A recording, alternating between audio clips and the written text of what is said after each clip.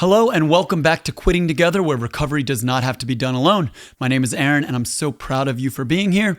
I'm also a little bit proud of myself because it has officially been over 2 months since I quit smoking marijuana. I drank a little bit in that time and realized that it would be really easy for me to just substitute one addiction for another. I did the same thing last year and this kind of just confirmed it with me.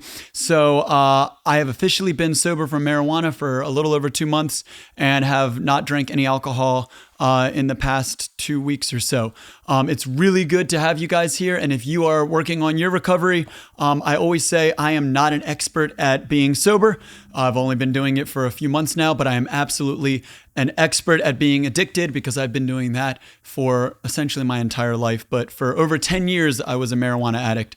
So it is absolutely fascinating and interesting and exciting to be at this point in my life where I'm able to hopefully help others and just be a part of the journey. A lot of times we look at people that have been in recovery for a long time and it seems almost unattainable to us or like it's something that could never apply to us. But I'm here to tell you that we're all on our journey at different phases.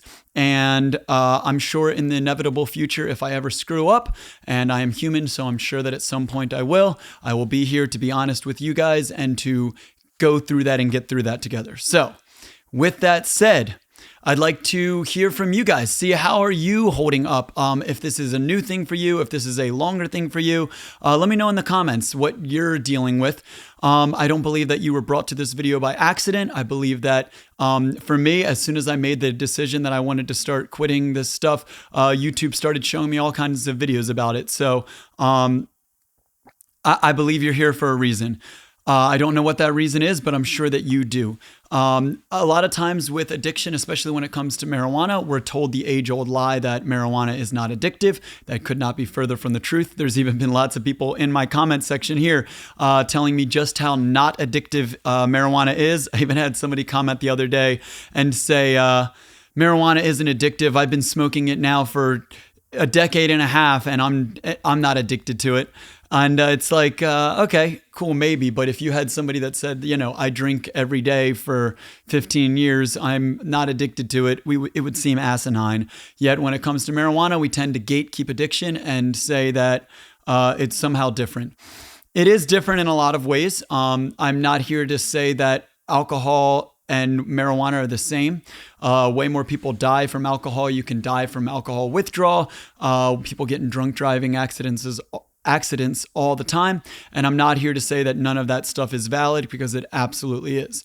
What I am here to say is that by continuating the misinformation that marijuana is not addictive or that there's not a problem to it or that it's not somehow a gateway drug, that's also misinformation. It's not so black and white, right? There's nobody that I have ever met that has been addicted to heavier drugs that did not start with marijuana. No one just picks up, does no drugs their whole life and then just starts doing heroin out of the blue.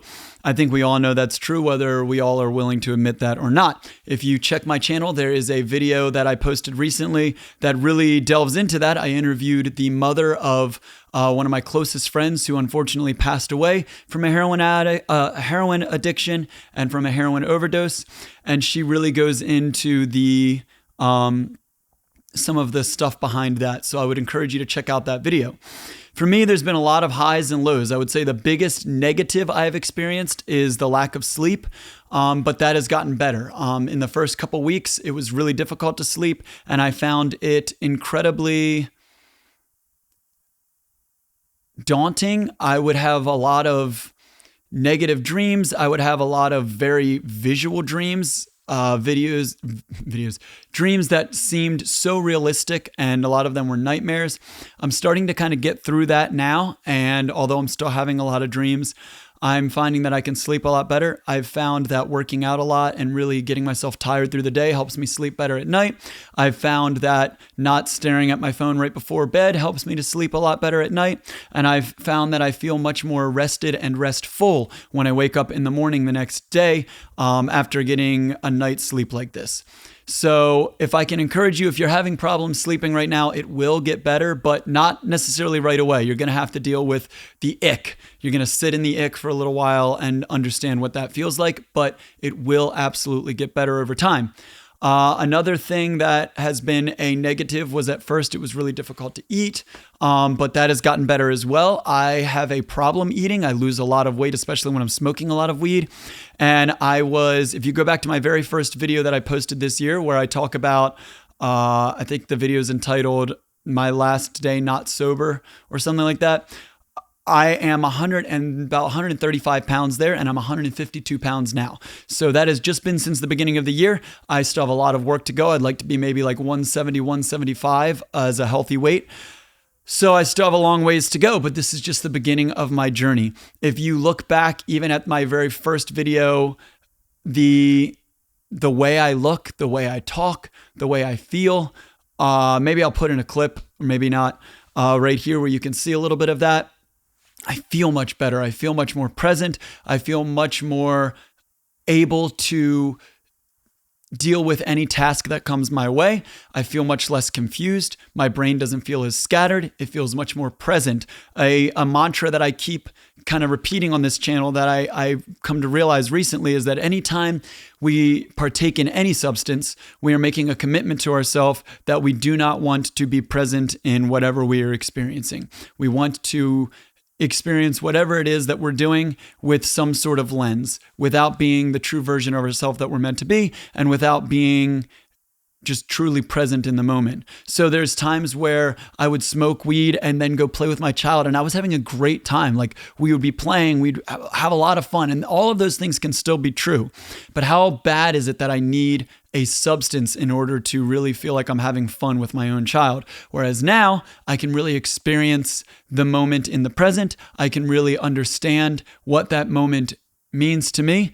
And yeah, it's been a really good experience overall. So I really appreciate you guys being here. Those are some of the positives and negatives that I've taken away from this. And keep checking back for more videos. I'm trying to not make these too long, especially when I'm here by myself. If there's a topic that you would like to hear discussed, feel free to let me know in the comments. And again, thank you for checking in and commenting on these things, because your comments are what are keeping me sober. Hearing your stories, hearing the fact that there are so many other people in the same boat as I am, allows me to know that I'm not alone. And on the days that it's really tough or that I want to smoke, I can come through and read some of these stories, and it's really beneficial to me. Thank you guys. My name is Aaron, and I'll see you on the next one.